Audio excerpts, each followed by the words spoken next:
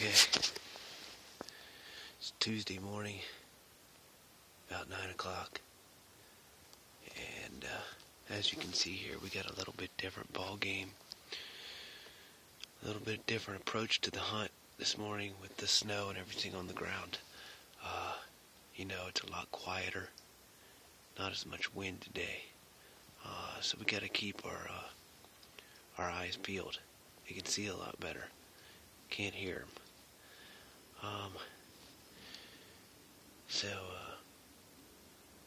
we're hoping to tag one here this morning, and we'll see what happens. Trying to stay warm.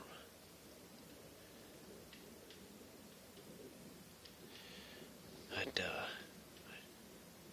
tell you what, just don't get much better than this.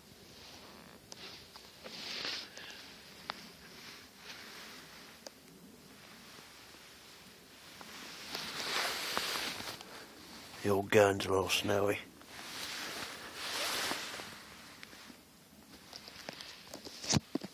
Catch you later.